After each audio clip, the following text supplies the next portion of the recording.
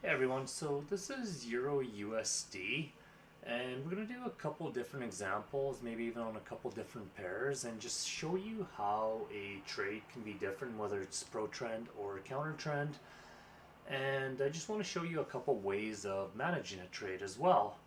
So right here, I want you to make note that we hit something, we get a retracement, we hit something, we get a retracement, and we hit something again and we get a retracement. Now ultimately, if I look far enough left, I can pretty much guarantee you that we hit different demand zones. So we hit a demand zone, we get a retracement, we hit a demand zone, we get a retracement, and now we tapped into another demand zone. And ultimately, for the most part, we'll get some sort of a retracement every time we hit one. Sometimes it goes right through one, but more often than not, when it comes to a 4-hour zone, we get some sort of a retracement. Now, with this in mind, I want to just show you how to play a counter trend move. So we're obviously quite bearish on the 4-hour. There's no doubt about that. We tapped into a 4-hour demand zone here. Now, how would we play this pullback? Well, for myself, I need to see some sort of a change of character. And here we already have one in play. And what I mean by change of character is, once again, we swept the lows, we swept the highs.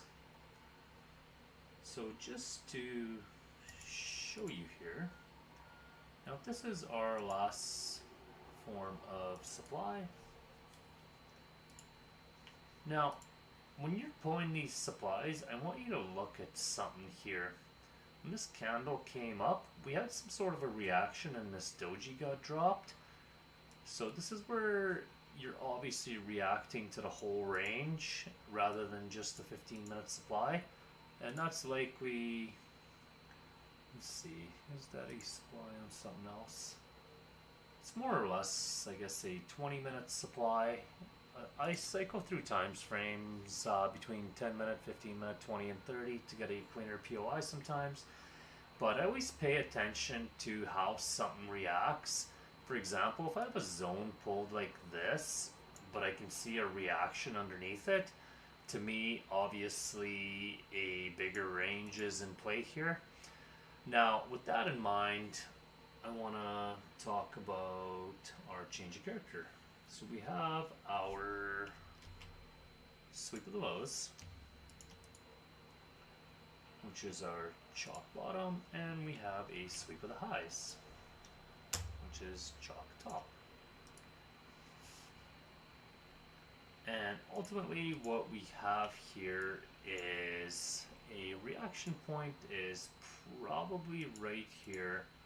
And to me, this doji would be the responsible demand zone for taking that reaction point out. Now, as always, we always have our extreme point. So we have another demand zone right here as well. So now what we'd be looking for is ultimately price to come tap into one of these zones and give us another change of character and a flip. So our flip obviously occurred from here, and the backup zone would be from here. So what I would look for now is for it to tap into our execution time frame. Let's maybe actually rewind that a bit. What we'll even do is rewind it one more. Now, what I want to show you here too is what do you have sitting here? Right here we have liquidity, a form of inducement you could even say, which would be our money. So this to me would probably be more or less liquidity, whereas this little area here would be more or less inducement. It's a little better when you get a pullback, but sometimes it just drops little candles like this, which is totally fine. We could even count this point here as inducement, but the main point is there is a bunch of resting orders sitting here. And we have our flip zone in here with a change of character. So this is a heavily counter trend move. Um, Obviously our 15 is confirmed bullish because we took this high. We pulled back. Let's actually just mark these out just to show everybody. So you had a high here. That's your last high that put in this low. Now, when this high gets taken, you could say this low put in this high.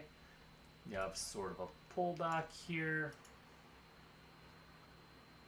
You could even almost say, let's see, how many pips is that? So that's about 10 pips. That's enough to be classified as structure. Some people say 15 pips. That's really up to you. I'll class 10 pips as a pullback myself. And you could ultimately say these are structure points. Now, this is where the 15 can get quite messy sometimes. And it changes trend a lot quicker than 4-hour and daily, obviously. So you have a form of a supply zone, but we also have liquidity here, or inducement. So it's very much so okay for this pair to turn bearish to come grab this liquidity. Keep in mind, right now, we are confirmed bullish. Whereas if we come down into one of these zones, we become unconfirmed bearish. So let's just see how this plays out. And ultimately, with this being as heavily counter trend as it is, I wouldn't be shooting for the stars and trying to run these highs or anything. Myself, I would be likely just trying to run the high that failed to put in a new low. So in this case here, we have this sort of high here, and we can assume that to some extent that this high is weak, as it doesn't run this low. Now, with this being as counter trend as it is, again, we're not going to shoot for the stars. We do shoot for the stars with pro trend moves, but this is definitely not one of those scenarios.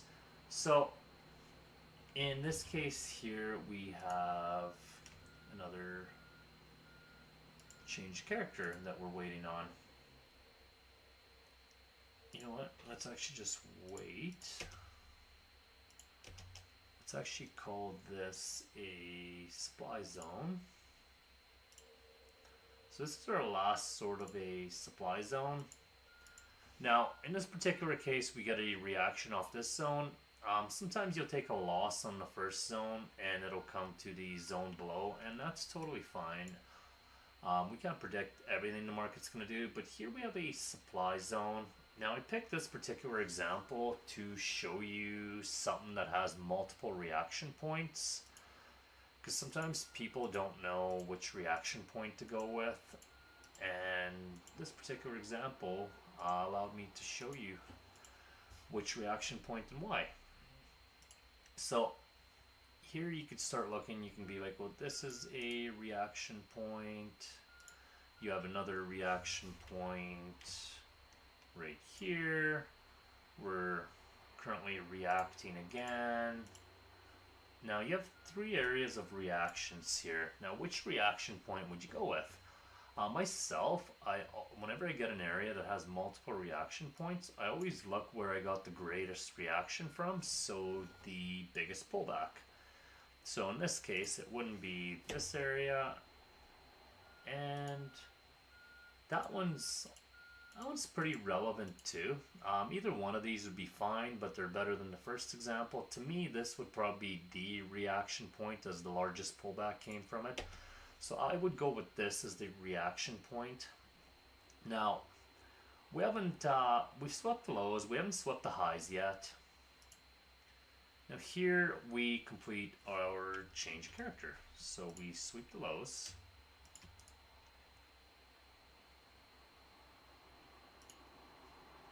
And we sweep the highs.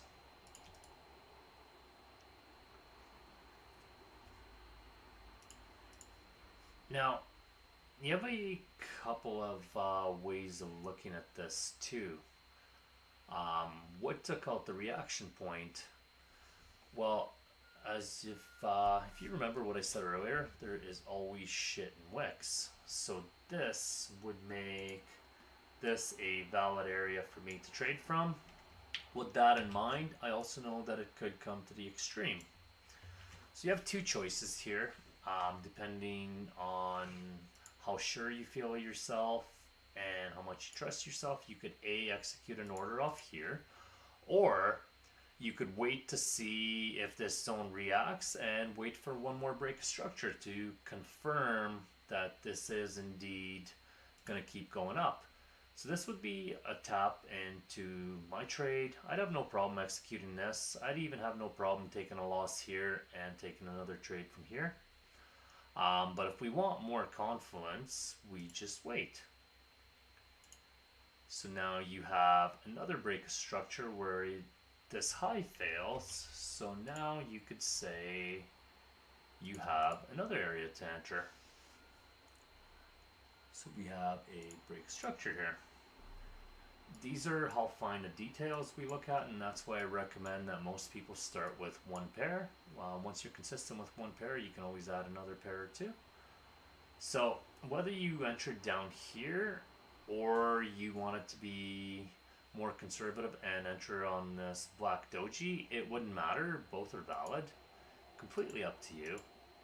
This would be your top end if you entered up here instead, which is totally fine. And we want to talk about management. So there's a couple different ways of managing. Now this is counter trend. Myself, I would likely take the majority of my profit here because we are counter 4-hour trend and we're not shooting for the moon. At the same time, this can go quite a bit higher. So how do we manage this trade properly? So there are several management tactics, and how you want to do it is completely up to you. Management technique 1, and this is probably my favorite technique on Euro. If my stops are 2.5 pips or smaller, what I'll do is I'll basically wait till it gets to 4R, and what I'll do is I'll close 20% of my position size and I'll leave my stops open. Now the reason I do this is a lot of times it'll do something like this and then go up, whereas if you break even too soon, it'll basically take you out. Option 2 is just break even and move your stops to entry, which I use more if my stops are above 2.5 pips, or on a more aggressive pair such as G or gold, where I break even completely, as those pairs don't revisit the origin of the move often. Euro in particular seems to like to do that, so this is a good way of managing Euro with the partial out at 4R. However, I'm going to leave management up to you. So whether you break even here and move entry to, or move price to entry, or you end up partialing out, completely up to you. Now looking at this and being reasonable, as we are heavily counter trend, you would definitely be advised to pay yourself as you run these highs. These highs are expected to go as they've failed to run these lows, which make these highs weak. So even though we are counter trend, we can still say that these highs will likely go. Now, it's always good to pay yourself, but if you're just not sure and maybe you want it to go a little further, and it could, you could say something like, I will pay myself 80% here, and I'll leave the other 20% running. And whether you left your stops open or not, that's completely up to you. Now, there is another way of managing. Say you went break even here. You could also trail your stop loss. Now I don't do this often unless the price action's shoddy. In this particular case, price action seems to be quite bullish. So what you could actually do as a third technique, if you choose to do so, is just trail your stop losses. So what that looks like is you don't actually take any profit, and ultimately you could just say each time a little bit of a swing low makes, you just trail your stop loss till it takes you out. Now, depending how that works out, this may work out as more profit or it may work out as less profit. A lot of times it's safe. So in this particular case, you would get stopped out here at 6R in profit, which is still not horrible. A lot of times price will continue on higher. You also don't have to get as aggressive with this. You could leave this stop even a little bit lower, give it room to breathe. Some people are really aggressive with these. Some people give it some breathing room. It's completely up to you. But if you wanted to give it some breathing room, you could say that this is kind of the new swing point. And you could basically just leave it and just slowly move it up. If you get too aggressive with moving your stop losses, it'll likely do something like this where it takes you out too soon. Myself, like I said, I don't use this often. I would rather partial out 80% right here and then just leave 20% running. And if it ends up running on you, that's great. If it doesn't, no big deal. You've already paid yourself. This trade owes you nothing. But sometimes they continue on running. We never know. So this one hasn't taken you out yet if you were trailing stop losses, but it's completely up to you how you want to manage. And myself, at this point, I would definitely lock in some of this profit if I was trailing. You'd be silly not to. You always have to have a way of paying yourself. So even if you wanted to move it here or even move it here, at this point this trade has gone quite a bit further than you expected to. And if this did take you out, this counter trend move would pay you 19R.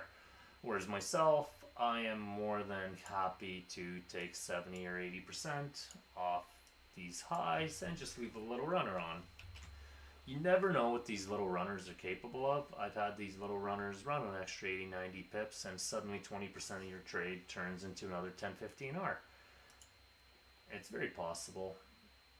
So this here stopped you out at exactly 19R in profit, which there's nothing wrong with whatsoever. So that's the downside to trailing your stop. The upside to trailing your stop is you're always securing profit. I know a lot of people that only trail. Myself, I usually leave stops open, or I'll just break even and pay myself in a couple of places. Now, if you chose not to trail, and you chose to just pay yourself 80%, let's see what that 20% is capable of doing. And this is not always going to work out like this, but you don't know when this is going to stop. So considering you've already paid yourself, you've probably taken 3 or 4 more trades in this whole area as this price action continues on up. But you can see how quick something like this could add up by leaving a runner on. This isn't something you do with FTMO, as you know, due to news events and stuff, you don't want to get taken out. But it is definitely something that can pay you big time if you just have the patience. So imagine that you did leave 20 or 30% on and this did carry on out. So this trade is at 54R. If you had left just 20% of your trade on after you paid yourself 80% at 10R, which is an 8R. So if this was risking 1% and you closed 80% at the top here, you would have paid yourself 8%. The remainder of that 20% that you left on right now, at 54R, you're looking at roughly an additional just over 10%, about 11% here on top of what you've already made. So now this trade has paid you 19%, which is pretty good considering it was a counter trend trade to start with.